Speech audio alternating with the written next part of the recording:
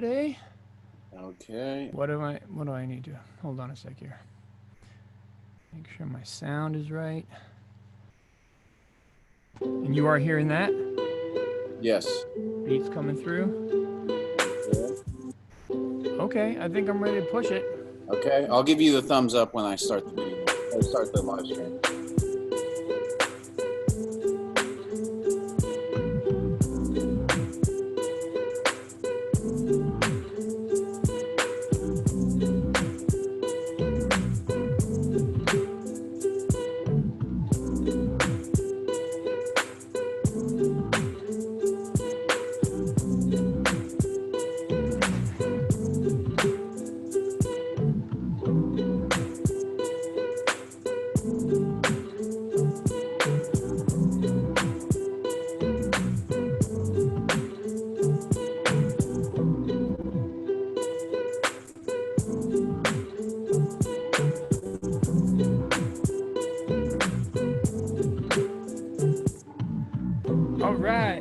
Hello, Graham. Hello, everybody. Baba Brinkman here. Consciousness Tonight. Thank you guys so much for tuning in. I've got some videos to play for my Rap Guide to Consciousness show. I got a brand new song that I put together today, all about all the things that happened on day 4. Quite a varied set of content tonight, but I thought I'd start with a little freestyle just to tune in to who's here online. I can see there's 21 or 22 people watching, so right, I'm just gonna rap for a minute, and you guys can put some comments in the chat if you want. Check it. Yo, I'm having control. I'm rapping with soul. I don't really know the meaning, but that's back in the bowl. That's what Mark said. Mark Valadares. That's right, I got some freestyles that I can carry. My vocabulary, tales of Canterbury. People listen, they're like, oh my God, cognitive scary. It's coming off the brain waves, the Hebrean patterns. That's right, I'm just making my demons scatter as I put them out, straight up off the brain. Rapping consciousness style is so insane. I mean, come on. I just get that groove on. This goes out to all the people tuning in from Tucson and all around the world. I'm in Long Island, freestyling. I hope you people want to dial in, checking on the chats. People saying hello. Me, I'm just sitting back, feeling kind of mellow, shooting out the vibe to the stream, to the Zoom. Hopefully we'll get a couple people in the room, cause I'm rapping, using my synaptic action to make it happen. Yeah, it's how I backbend yoga. I hope you caught Deepak Chopra earlier today. He said some dope stuff and some stuff that was a bit head scratchy, but it didn't matter cause it made me really happy. That's right, I'm not with his choice about panpsychism, but I like his voice. Yeah, it's so meditative, I'm so dedicated. What I just said, maybe I should have said it later. Actually I will, and the other rap I'm kicking. This is Baba Brinkman and I've got this exposition. Yo, put a couple comments up in the chat or I'll go boo-hoo. I'm talking more than just woo-hoo. This is not voodoo. See, it's all natural. This is how I kick it. Yes, I might even break a clavicle. Why? Cause I'm so into it, so intimate. People listen, they're like, oh my God, it's so descriptive. This is lyricism that I'm bringing in. Come on. Where's all of Baba Brinkman's friends? All the conference attendees. I'm repping for those hyper-conscious MCs that like to learn all about the neuroscience. Yeah, and combine them with purple violence. I mean purple violets. Not violence, the opposite of that. It's how I'm rocking. Yes, I'm ripping sick raps indeed. This is how I just maybe go insane indeed. Maybe you could show me your emoji flames that come up in the chat. Yes, indeed, it's so groovy. After my raps, go watch the Boom movie. All about the freedom of tension. My man Dirk Brinkman, I'm just relieving tension. I'm just killing it, bringing all the realness up in the brain right now. That's how I'm telling it. I'm painting in yellow and purple and green. This is all about my temporal sequencing that I'm dropping. I'm saying it every topic that y'all could put. Those are my only options. Chat faster. I'm just trying to be the rap master. People listen, they're like, the verbals are fantastic. It's how it goes now. It's how I'm bringing them. This is a shout out to Rick Allenson and anybody that I see in the chat stream. This is me. I don't know if this is all just a rap dream. I'm in the matrix. It's all perplexing, but I'm just up here lyrically flexing, saying every single thing that comes up in my cortex, trying to just dig down into those functions and those forces that happen right now. I mean, I just scorch a flow. Maybe every word is coming from the subcortical. I don't even know though, I just kick it. The person who could answer that is Benjamin Libet. See what I'm saying? This is straight rhyme murder. Awaited stochastic, ask Aaron Sugar. That's all about that EEG. I'm trying to make rhyming sound like it's done easily with the sick flows. Do I agree with Roger Penrose on OR? It's not proven so far, but I'm open. I got the questions. I feel it in my body. That's proprioception. Can't you even feel it? Those are the igno signals. Can't you see how that prediction gives the info? Yeah, that's right. I'm just trying to say the best thing. And if I don't, my brain is always error correcting. Yeah, come on. It's signal processing. I got a yellow skin tone right now. I'm dressing up in some sunscreen. Trying to dodge a sunbeam. Trying to stay in the shade so I'm unseen. Yes, indeed. Spitting nothing but free energy. What you're hearing now is all from my lyrical memory. I mean spontaneous. I am the craziest. People listen to like, my God, his rhymes are the zaniest. Come on. I got some odd stuff. What you're hearing now is nothing but those side products. The products that be coming out, the emanations. I'm just spitting lyrics cause it's my temptation. I need to, I feel it, that is the valence. See, can't you see there's no energy I'm saving? I'm letting it all out. I got rhymes I could talk about. Lots of different things that, baseballs I knock them out. I mean, I just let my patterns go random. I got lots of panpsychic concepts you can ask them. Yeah, nothing you've ever heard as insane as this. I bet you wondered what rap sounded like from Canadians. I was raised in British Columbia, Vancouver. This is how I just try to show you lyrical maneuvers that go in different parts of my brain, the hippocampus. You give me different questions and I'll give you different answers. Come on, I mean, come on. I got the rhythm. I'm trying to show you that pan-proto-psychism, that thing that starts up from that quantum foam. Baba Brinkman, I could give you one if you want a poem. They be coming off the top of my brain. That's how I sing. Everything that comes out of my mouth, that's bouncing. Waves, that's all about the resonance. I'm bringing it, come on. I could say it for people in America, say it for people in Canada, and up in Europe. Did I mention Canada? Big up maple syrup. Yes, indeed. Come on, I got the dope stuff. This is phenomenologically explosive. It's how I go to Nova Scotia. Come on, it's how my brain just opens up. Oh, check it out, it's how I rock a flow. Is consciousness all just epiphenomenal? Is it like the steam on a locomotive? I don't know, but I'm just trying to get these vocals open. I'm trying to turn down my dorsolateral cortex so that it doesn't suppress all these inner forces that be coming up straight up from the subliminal. This is how I spit it right now. I just rip a flow. Yeah, I just trying to warm up.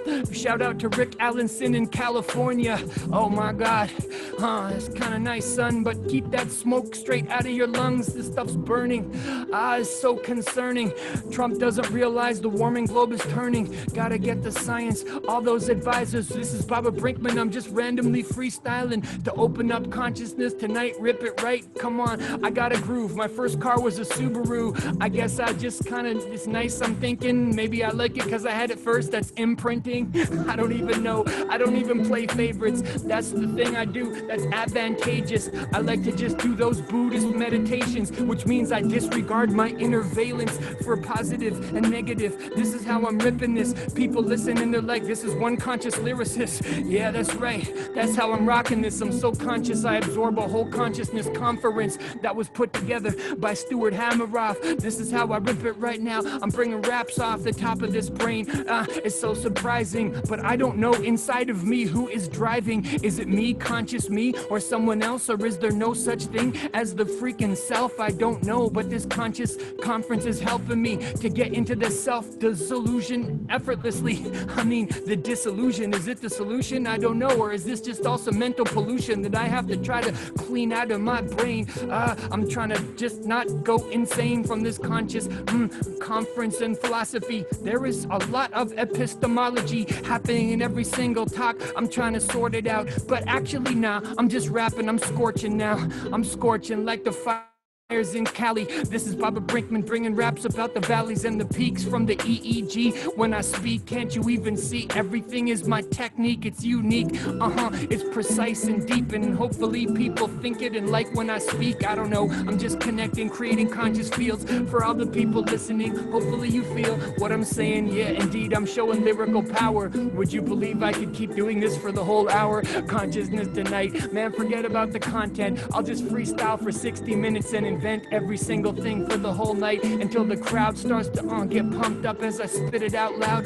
The crowd, I say the virtual crowd that I'm looking at, all your chats right now. Come on, this is Baba Brinkman. I've got the function in my brain. You can see the objective reduction. Yeah, that's what happens with lyrics when I'm kicking. All the different options are in superposition. Can't you even see they are quantum cohering? This is Baba Brinkman and it's lyrical engineering. I'm searing. People are like listening and fearing and wondering if it's really them that's looking back from the mirror thing. Are we just puppets on strings? I don't know, but I still come through with this morphological flow. Can't you even hear how I spit it? A puppeteer be pulling all our concepts quite near, or maybe quite far. It's coming from far stars. I don't know, I'm just coming with like 50 bars. Yes, indeed, this is how I just do reflection. I hope you guys got ideas from poster sessions. I didn't even have to go to any of those because I had to spend my time composing these dope flows. But in the meantime, come on, I'm just the inventor. What you're watching now is so conscious-centric. It's all about consciousness.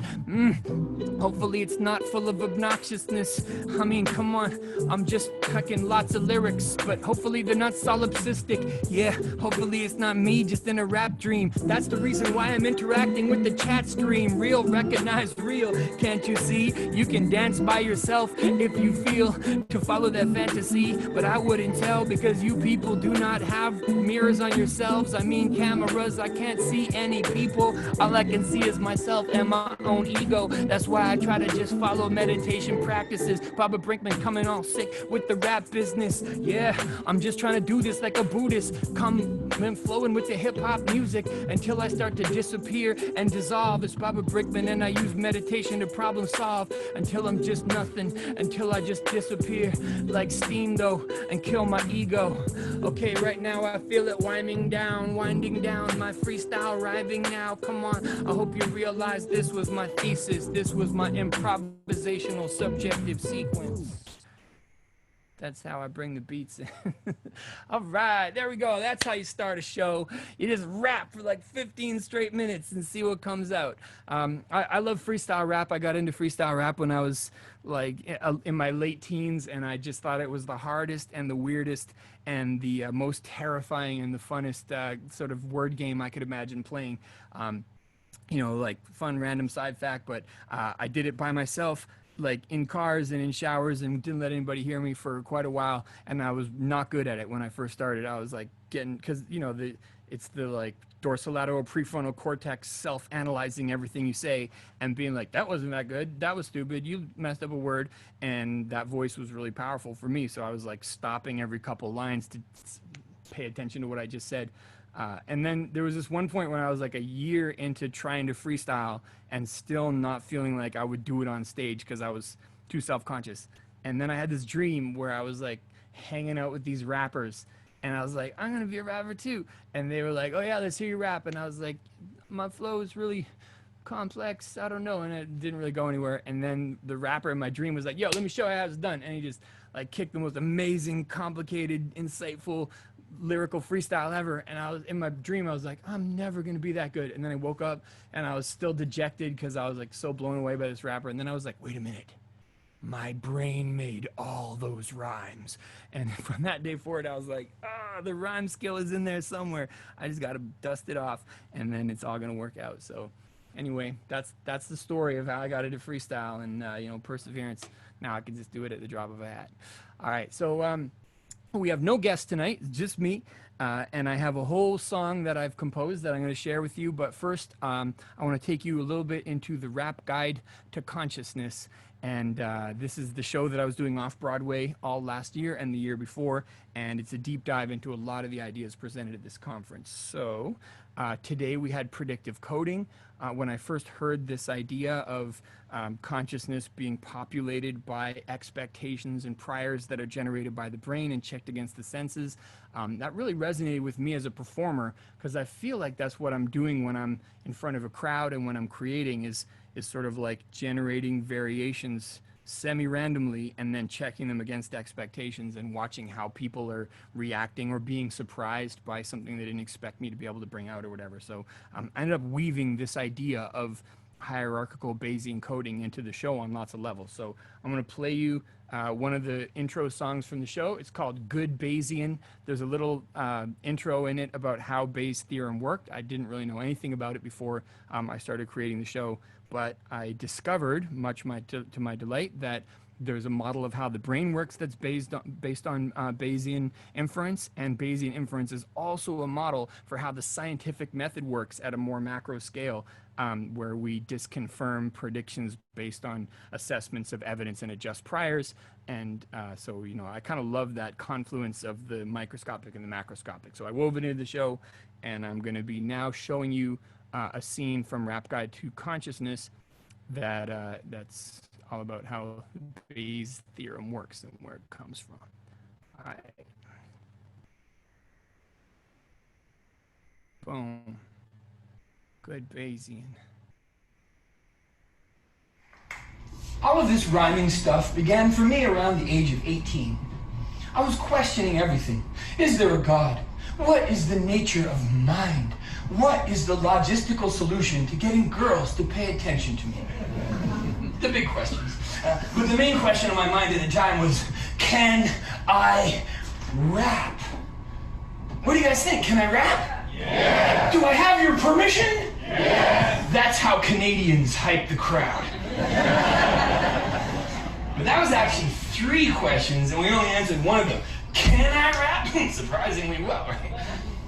Can I rap? That's the second question. Can I rap? The market for rap has been booming for decades. The market for middle-class white Canadian science rap? Open question. And the third one is, can I rap? Now, let's be clear. Everyone can rap. Most of you have probably tried it after a few beers in the shower. It's pretty fun, right? The hard question is not, can you rap? The hard question is, first you rap, and then what happens? Do new opportunities to rap suddenly open up, or do they all evaporate based on how you rapped? So when I said I wanted to rap, what I meant was I wanted a sustainable career as a rapper that communicates science to the general public. When I was 18, that was improbable. I mean, when I told my parents I'm going to be a science rapper, they were like, no, our son, he's joining a cult. It was like, in the 90s, that called Heaven's Gate, right? They all drank the Kool-Aid. They thought they were going to the spaceship. It was mass suicide. And it's kind of how my parents reacted. But it was not a leap of faith. It was an assessment of probability. And probability was worked out mathematically over 200 years ago by the Reverend Thomas Bayes. Do we have any Bayesians in the house? Make some noise! Really? What are the odds? All right, so this is Bayes, and this is Bayes' theorem. It's a formula that can work out the probability of anything. You have a prior belief in the fact of that thing, you put a number on it, then you measure it against the likelihood of the evidence you expect to see whether or not the thing is true versus the evidence you expect to see if the thing is true, and then you get the resulting posterior beliefs, which is the original belief having been adjusted by the evidence. And then as you take in new evidence, you change your beliefs. You know, like science. And ideally, you get closer and closer to something you might provisionally call reality. And that's how I got into rap. It's also how all of you got into whatever you're into. Complicated stuff, I know, but how about I'll break it down in the first ever rap song to explain Bayesian mathematics in lyrical form. So, we're going to plug in some variables to the equation so you can see how it functions. And you should just ask yourself, could any part of your brain have calculated the possibility of your night turning out like this? Let me show you how to be a good Bayesian. Change your predictions after taking information in. And if you're thinking I'll be less than amazing, let's adjust those expectations. So what's a Bayesian? A Bayesian cares about evidence and doesn't jump to assumptions based on intuitions and prejudice. A Bayesian makes predictions on the best available info and adjusts the probability, because every belief is provisional. And when I kick a flow, mostly I'm watching eyes widen. Maybe cause my likeness lowers expectations of tight rhyming. How would I know unless I'm rhyming in front of a bunch of blind men, dropping science that's placebo controlled like Richard Feynman? Is it because of my looks or the fact that I talk like I'm mad for books? Either way, in the ecosystem of rap, I'm the platypus. So my patrons sing on stage as Reverend Bays. Just watch me update the predictions in everyone's brains. I'm teaching a crowd about probabilistical statistical science. For instance, if the president's a proven degenerate liar, remember your priors. Be skeptical when he's testifying. Is it always inaccurate? No, but you discount outliers until outliers turn out to be nice rhymers. That's when it's time to update your Bayesian priors, just to protect against bias and unreliable information. The antidote is to learn how to think like a Bayesian. So let me show you how to be a good Bayesian. Change calculations after taking fresh data in. Those predictions that your brain is making, let's get them on a solid foundation. Let me show you how to be a good Bayesian. Change your predictions after taking information in. Addictive thinking, I'll be less than amazing. Let's adjust those expectations.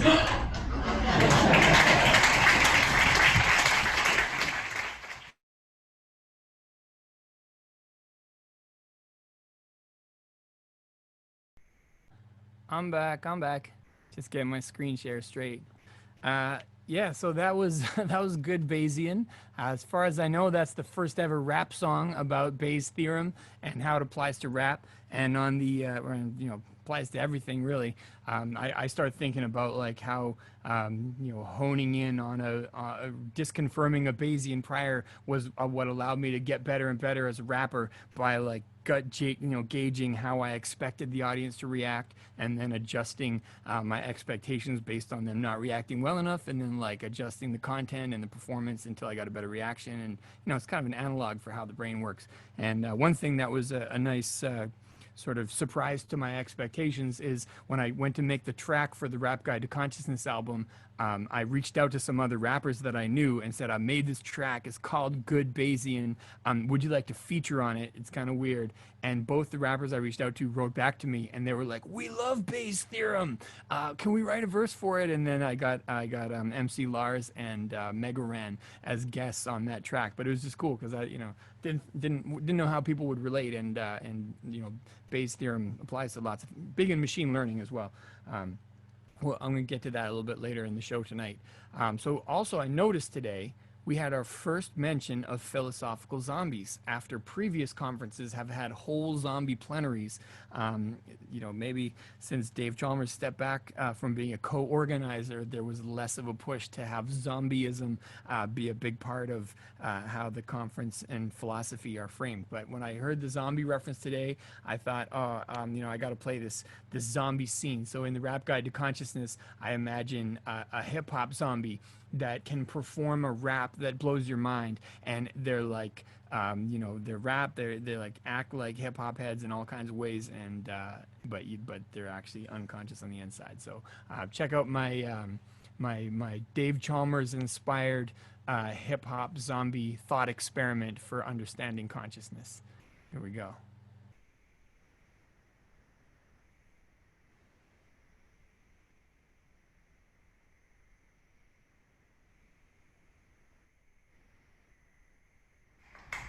All of this rhyming stuff began for me around the age of 18. I was questioning everything. Is there a God? What is the nature of mind? What is the logistical solution to getting girls to pay attention to me? The big questions. But the main question on my mind at the time was... I played the wrong video. Hold on. I'll get the zombie one right. Where's the zombie one? 1, 2, 1, 2. Oh, I gotta unshare because I saved... Hold on. I got this. All right, we're going to do the desktop. Share the desktop. There's the zombie. Remember, though, that is not a certainty. That is a likelihood. And that's all we get from science, right? We get a lot of likelihoods, we get no absolute certainties. We're not even 100% certain that we are here together in this room right now. Because we could be in the Matrix. And alien overlords programmed you to do that little whoop for realism. See, it would feel and look exactly like this, so you really can't prove that this is not a simulation. All you can do is say, seems kind of improbable. So let's take that probabilistic version of science with no absolute certainties and apply it to one of the final frontiers of investigation, which is the hard problem of consciousness. Okay, we're gonna get through this framing. Some people know it from their Philosophy 101. For those of you who don't know it, the easy problems are vast, and they are not easy. Right? They're only easy compared to the hard problem. The easy problems is what exact combination of physical interactions is happening in your brain during a conscious experience. Something's going on in there, right? This is what neuroscience studies. Can we look at the neural correlates and say that they cause consciousness? It's hard to say that because all of those easy problems are at least in principle tractable, solvable by science. The hard problem is why does it feel like something? Why is there a subjective experience that accompanies all of that physical interaction? Right? Some scientists don't think that's a fair question. They're like, well, we just haven't explained every mechanism in the brain yet. You explain all the mechanisms, then you explain consciousness. This is just a false dichotomy. The whole framing is based on a flawed intuition. It's like the feeling that all of your children are above average. Oh, they are not. Only mine are. I don't really know, actually, whether there's a hard problem. I have hunches, but I'm kind of curious what this audience thinks in aggregate about this question. So I'm going to present what are called thought experiments. I'm describing things, and you're trying to imagine what I'm describing. And just because I can describe it with words doesn't mean you can imagine it. Right? If I say, picture a flying unicorn, you may never have seen one, but you'd be like, all right, horse, horns, wings, done. You have the requisite categories to picture it. It's kind of like if I said, picture a middle-class white Canadian science rapper. You could probably add something up to it, right? But then if I said, imagine a triangular circle in 2 dimensions. Go. If anybody thinks they're doing it, I just think they're not doing it. You're kidding yourself. You're picturing a triangle with bulging sides or something. It's cheating, right? We got definitions here. There's no such thing as a triangular circle. Although someone did heckle me a few months ago. They were like, oh yeah? I'm picturing a cone. That's why I now have to say in 2 dimensions. Every single night. That's called a legacy heckle. Alright, try to picture this. But first, we got any hip-hop heads in the house tonight? Make some noise! Fewer than there are Bayesians. Alright, we'll picture a zombie version of a hip-hop head, not a flesh-eating zombie from The Walking Dead. This zombie listens to Nas and Dead Prez. He's old school, like Busta Rhymes with dreads. He's not the kind of zombie eating brains for a meal, but he's way more gruesome and way harder to kill, because people always take him for a regular guy. You can pass any physical test you devise. You want to question this zombie on the relative merits of Biggie and Tupac? He knows all of the lyrics, and when they died, you cried and poured liquor on concrete. This hip-hop zombie is kind of a big softie, so what exactly gives him his zombiness? Oh, did I forget to mention? He lacks consciousness. He's indistinguishable from a human being, except it's not like anything to be him. At rap shows, he goes wild when they hype the crowd, but there's nothing going on inside. His lights are out. You could even take a scanner and examine his brain. You'd find every single part of it exactly the same. And if you asked him, he'd say, damn right, I'm conscious. Conscious of the fly ladies with the tight haunches. He's not socially awkward, he's not unkind. He's a hip-hop zombie with an unconscious mind, unconsciously quoting rap songs with bravado. Cause you only live once, YOLO, that's the motto. Could you imagine that? If so, a conscious mind might be more than the sum of physical stuff inside. Or maybe he's no more imaginable than 4 corners on a triangular O. And if you think you can imagine this zombie, try to imagine a way to prove that it's not me.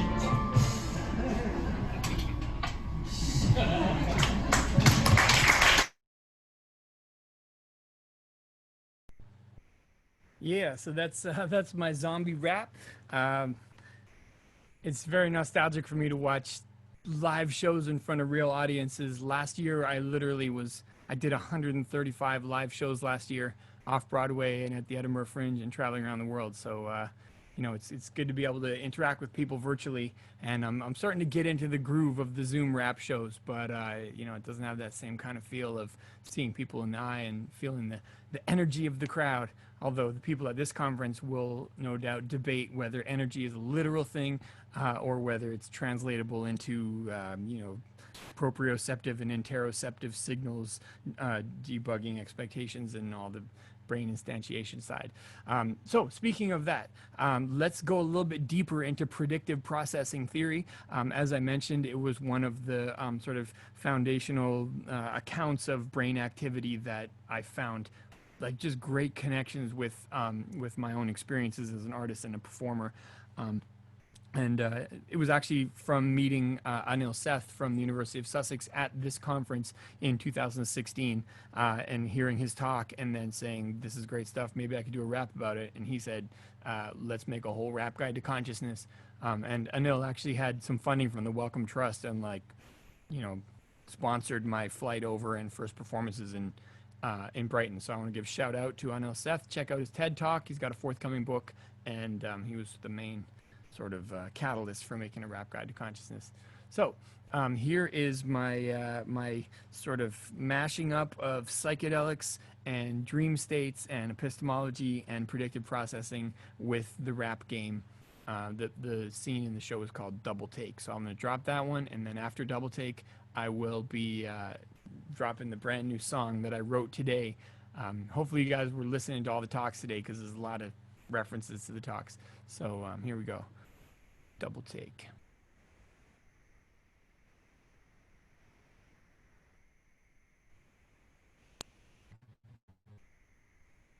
Double take, look twice, calculate the odds, roll the dice, predict the next rhyme.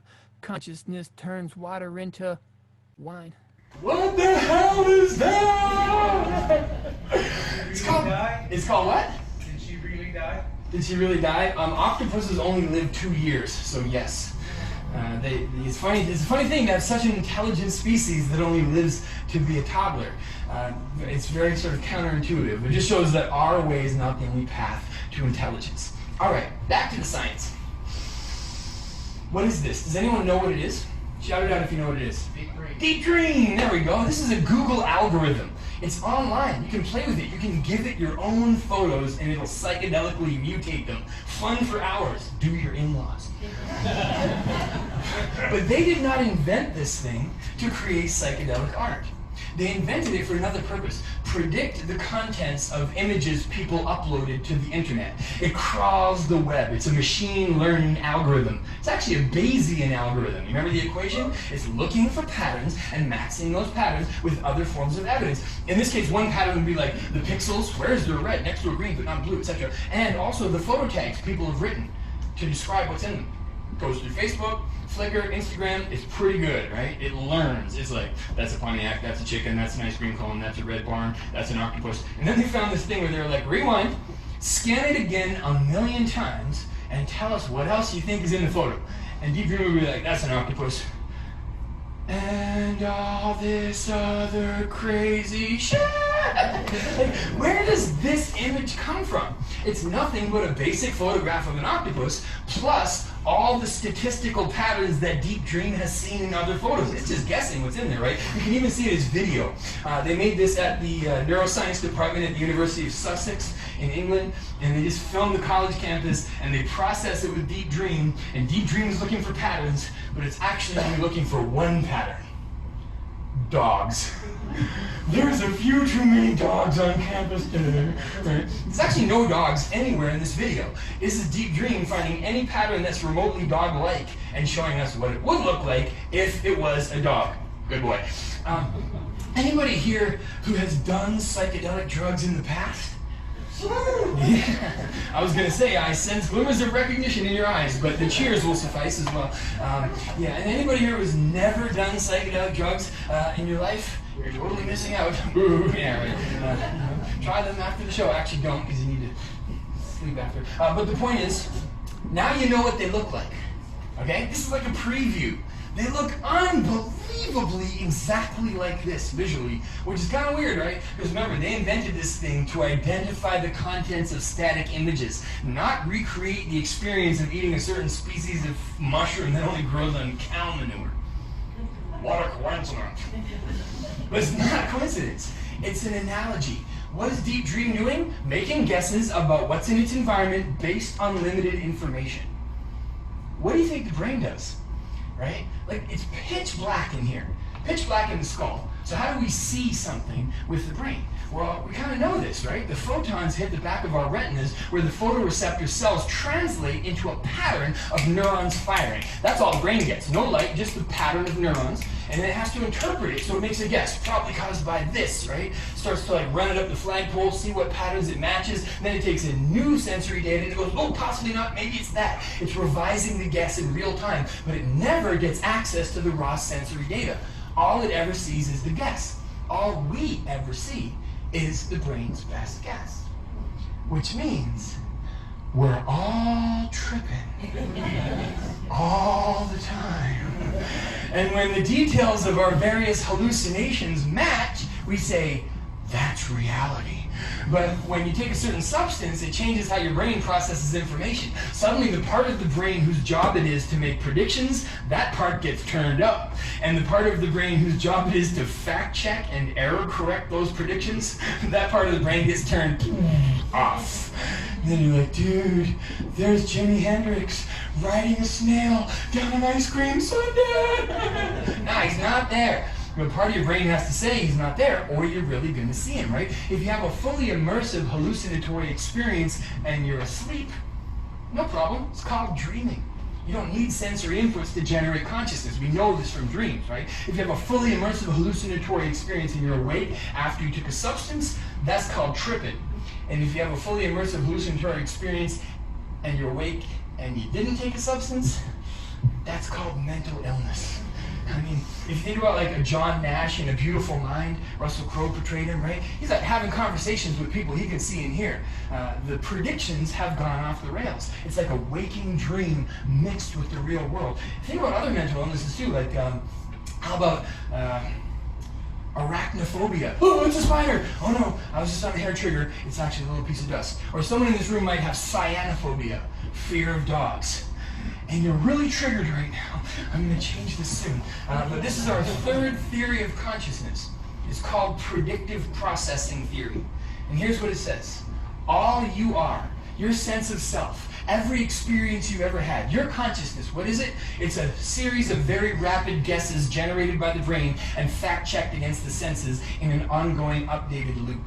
And if that's right, then this is a simulation. We're in the Matrix right now, right? But there's no robot overlords and there's no alien conspiracy. It's just one biologically evolved brain in one vat generating the hallucinations. And damn, are they realistic. So, let's try another thought experiment. Forget every sensory experience you've ever had in your entire life or how you thought it was working. And then take the red pill, and we'll see how deep this rabbit hole really goes.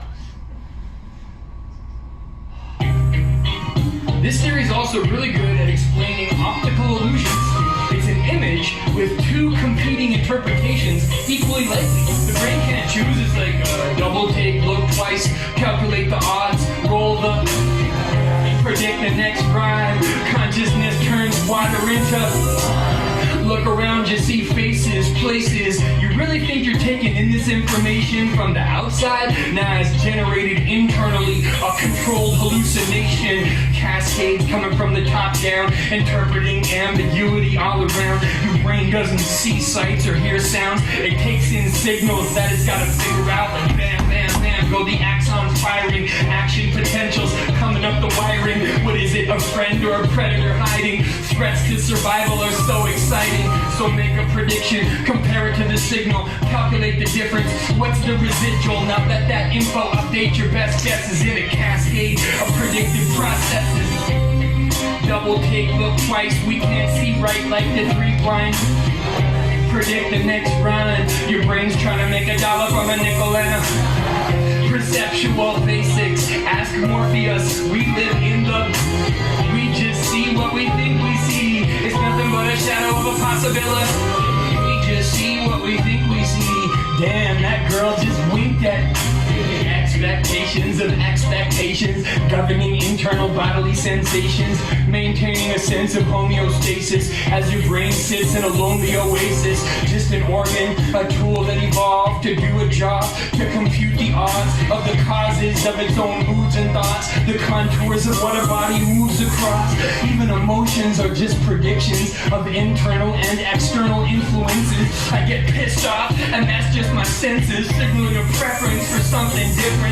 That's how my ancestors got selected. Okay, stop, cool off, pay attention to my sense of self, and goddamn, I predict myself, therefore I double take, look twice. I'm a white rapper, but not vanilla. Predict the next rhyme. If I was a mute rapper, you would call me a perceptual basics. Ladybugs like to eat aphids. Good. We see what we think we see. Ah, my brain hurts. Let's drink some. Wait, say the same thing again, but let's drink some DM. Hell yeah.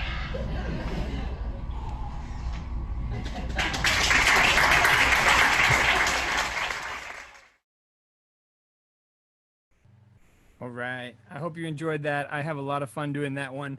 I feel like a lot of the tests of sort of. Oh, hold up. You can't see me, can you? Here you go. Hey, yeah, a lot of the sort of demos of predictive processing theory will have something to do with here's a blurry shape. So now, what does your brain tell you that it is? And then you zoom out on it. Or here's like a garbled bit of audio, and now we're going to play the clear version and see at what point your prediction errors, cease to disconfirm your expectation and start to confirm it. And there's a game that rappers play a lot where they'll like say an example rhyme and then try to get people to guess the other. See, I'm kicking all my rhymes at home, and what am I rapping into? A microphone. That was a complicated one. And yeah, check it out, they're off of my dome, and in fact I play the beats from my phone. So you're like, rhyming sets up an expectation of a pattern satisfaction to happen and make it match. And I think, if you allow me a little speculative philosophy, I think that probably that's why rhyming works as a form of entertainment, is because it makes semantic connections between words that don't have obvious semantic connections, aided by the phonic connections. And the phonic connections are what set up the expectation and the surprise. That's why obvious rhymes don't work so well, right? Like floor, door, store. People kind of tune out because they're too easy to predict. But when rhymes are hard to predict, that's when you really get the surprise and delight, because the error correction software in the brain is failing to predict the right rhyme. Although it's also nice when you do predict it, if you do it all together with the whole group and make them all say it in unison, then there's like a collective aha there. But there's interesting things around prediction processing and why is rhyme funny? In a few minutes I'm about to do this rap that I wrote in the last few hours, and I filled it up with lines that I think are funny. But if you made the lines not rhyme, I don't think they would be funny. I think it's the fact that they rhyme that makes them funny. But how can the chiming of two sounds make something funny? I think it's got something to do with the sort of setting up and subverting of expectations, whether that expectation is just like, I never thought he would go there with that line, or whether it's how did he come up with that sonic connection between two words that don't seem to have any kind of like grammatical harmoniousness.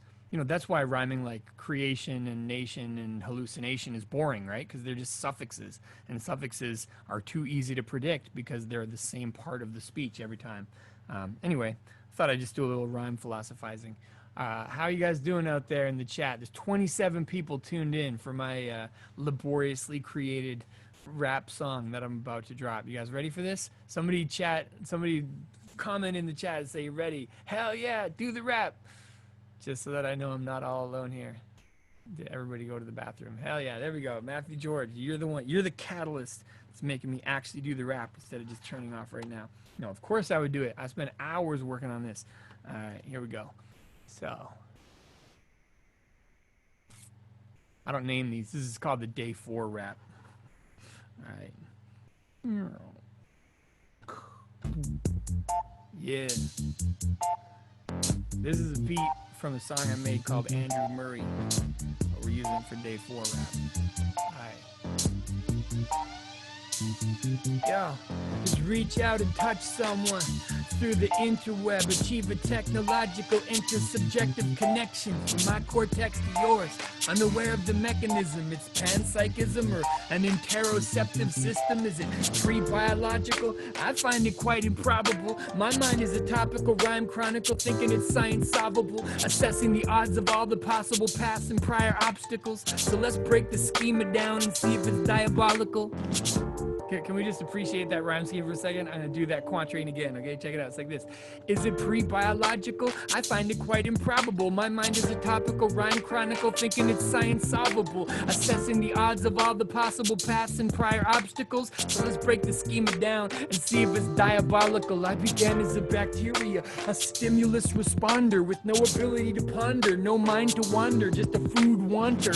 Biological imperative, unrelenting, descending from ancestors, reproducing, feed him in quorum sensing. It took a nervous system though for a mental map to grow, thinking fast and slow, seeking out the facts that I have to know. No differences in consciousness from a man to a hamster though, except in the mental scope. Ask Antonio Damasio. It's the feeling of what happens, the web of imagetic patterns, computational mental schema, or a spell of noetic magic. My mind is evolved enough to seek the questions and the answers in a Tucson plenary, or 5 of them back to backwards. From an unconscious bacteria to sentient atoms, I've had a day of whiplash and epistemological clashes. From Deepak and his panel claiming that mind is all that happens, to Eve Ishem and her lab time tracking specific actions. I'm either the real subjective deal or an automata with no free will. Does it even matter when I'm here just showing off my lyrical skill? Yes, it matters. Like Eve said, my effortless rapping has mad reality potential connected to temporal tracking. I lose my sense of time in a rhyme. It's blissfully distracting, automating every aspect of internal predictive tracking. But then when I mess up a word and fail to hit the rhythm, you see the connection between depression and frickin' perfectionism. I have an expectation of how this rap is supposed to sound, but prediction errors are piling up in a perfect storm cloud. I want every little line to be a hard hitter. My brain is the arbiter. I need valence marker disinhibitions from Mark Miller. I'll never get rid of this sense of valence even with meditation, but I can learn to be less perturbed by frustrated expectations. Meditative depersonalization, baby. Now I'm spitting a hard song, semi-conscious like Sergeant F from Walter Sinnott Armstrong. I'm nothing, I'm just a detached observer of all the rhymes I'm busting, the steam coming off the top of a locomotive. Ask Thomas Huxley, ask Walter on the functioning, the rhyme ability instantiated across the circuits with multiple realizability. Just give me $1 in any denomination and watch me rhyme. It could be 20 nickels, I'll kick it as wicked as if it's 10 dimes. The mental representation of value, that's it, right, Walter? That's the point. And now you're gonna volunteer to get paid your salary in coins. I'm trying to be less money focused. I'm prone to materialism, plus a pathological optimist.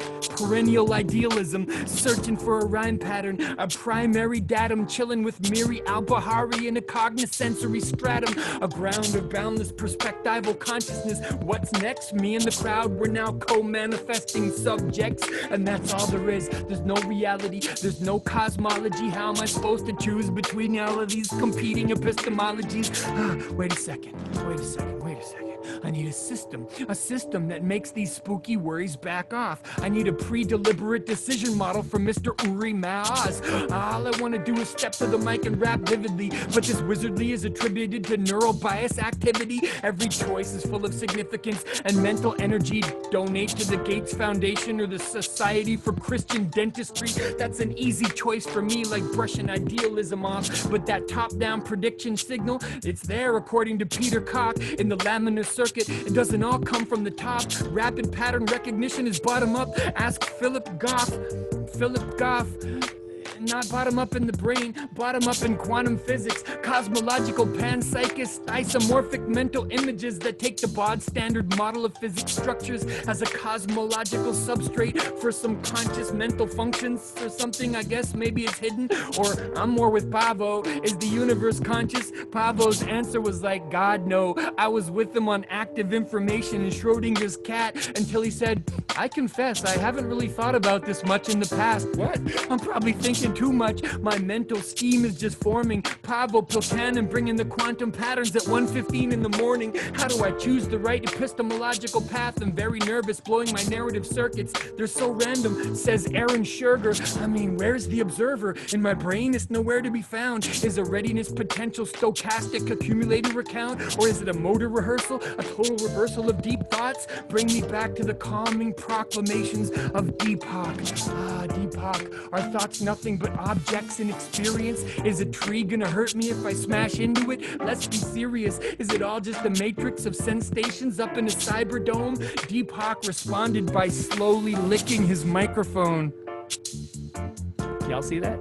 And saying, you are both the subject and the object. Neither one is better, and I can prove that by rubbing my thumb and my forefinger together. There is no matter, just an appearance of objects, and you're lost in it. So why does space-time curve? Space-time is merely consciousness, and only consciousness is conscious, and you're not. You're just one of its objects, quorum sensing your thought processes in infinite softness. I couldn't tell if Deepak was making me crazy or crazy inspired, but either way, I know it's just the shape of my Bayesian priors, stabilizing my perceptions, sorting the real from the probably phony, perceptual phenotypes. Just ask Lucia Maloney, are we just sentient robots or noetic divine humans? I can't tell from these rapid saccading eye movements, but Lucia did help me with the disorder of mental fiber, cause every time I look in the mirror, it seems like I'm shorter and wider. I can't sort out the epistemology with my rap tricks, so just go whatever feels right, baby. That's called haptics. Just reach out and touch someone. Do it through the web dimension. Achieve a technological intersubjective connection,